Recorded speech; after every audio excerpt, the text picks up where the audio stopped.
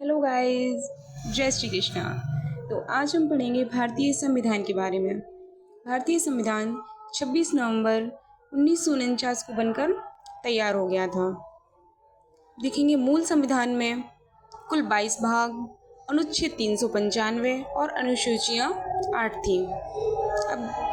अब जो आज वर्तमान में जो संविधान है, इसमें क्रम के अकॉर्डिंग पूछें तो अभी भी 22 ही भाग हैं, नीचे कोई 23वां भाग नहीं जोड़ा गया। किंतु अगर कुल भाग पूछे जाएं तो 25 हो गए हैं, क्योंकि जो भाग 9 है, भाग 9 में जोड़ा गया 9A और 9B और एक जोड़ा गया 14A, तो ये कुल 3 भाग बढ़ जाते हैं। इसके अकॉर्डिंग ये हो जाते हैं कुल भाग 25। अनुच्छेद 450 हैं और अनुसूचियाँ 12 हैं।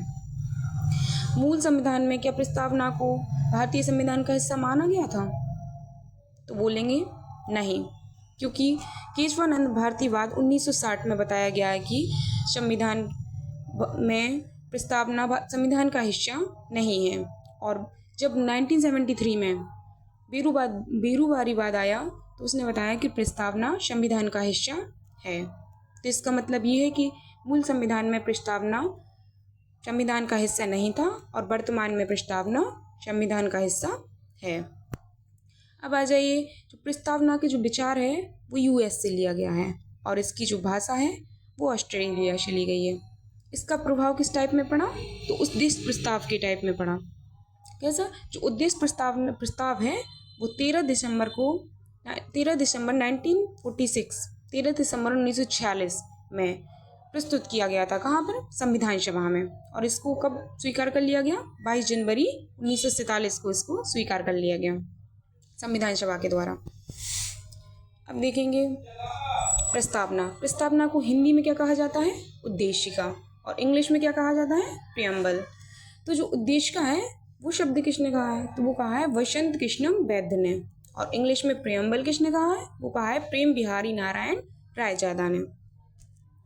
प्रस्तावना को अपन लोग, जो प्रस्तावना है, पूरी प्रस्तावना को अपन लोग 4 भागों में तोड़कर पढ़ेंगे।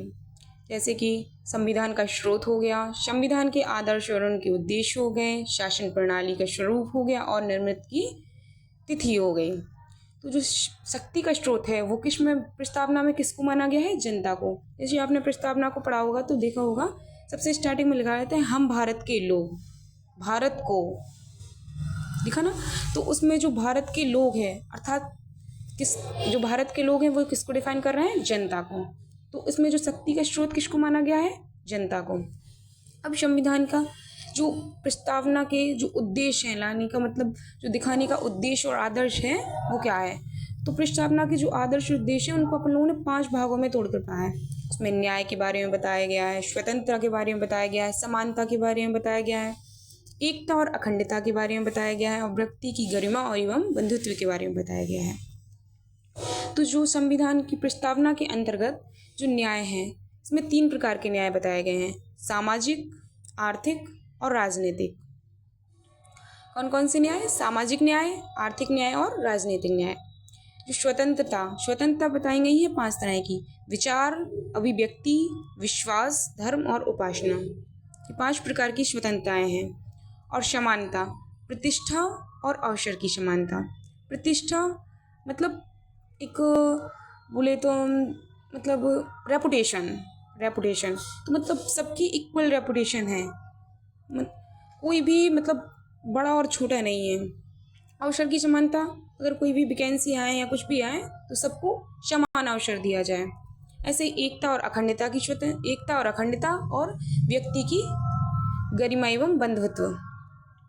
प्रस्तावना को परिचय पत्र, संविधान की आत्मा और जन्म कुंडली, जनपत्री और राजनीतिक जनपत्री के नाम से भी जाना जाता है। तो प्रस्तावना को जो परिचय पत्र है वो किसने कहा है? एन पालकीवाला ने। और प्रस्तावना को संविधान की आत्मा किसने कहा है? ठाकुर दास भार्गव ने। और जनपत्री, जन कुंडली और राजनीतिक जनपत्री ये किसने कहा है? के.एम. मुंशी ने। ये के.एम. मुंशी कौन है? जो संविधान सभा में कांग्रेस के एकमात्र सदस्य थे, वो है के.एम. मुंशी। प्रस्तावना में केवल 1 बार संविधान संशोधन हुआ है अभी तक, कौन सा संविधान संशोधन? 42वां संविधान संशोधन 1976। 1976 के माध्यम से इसमें कितने शब्द जोड़े गए थे? 3 शब्द। कौन कौन से? समाजवाद, पंथनिरपेक्ष और अखंडता। अर्थात इसमें प्रस्तावना में अभी तक कुल एक बार संविधान संशोधन हुआ है और इसमें 3 शब्द जोड़े गए थे, समाजवाद, पंथनिरपेक्ष और अखंडता। तो क्या ये शब्द पहले नहीं थे उसमें प्रस्तावना में? तो नहीं, इनको 42वें संविधान संशोधन 1976 में जोड़ा गया है। तो क्या आप लोगों को ये समझ में आ गई है? अगर आपको वीडियो अच्छी लगी है तो लाइक करें, सब्सक्राइब करें और शेयर करें। और ऐसे ही आगे हम पूरी पॉलिटी को 5-5 मिनट की वीडियो में 1 महीने में ख़त्म कर लेंगे। तो आगे की वीडियो देखना चाहते हैं तो प्लीज़ कमेंट करें कि next video. Thank you guys.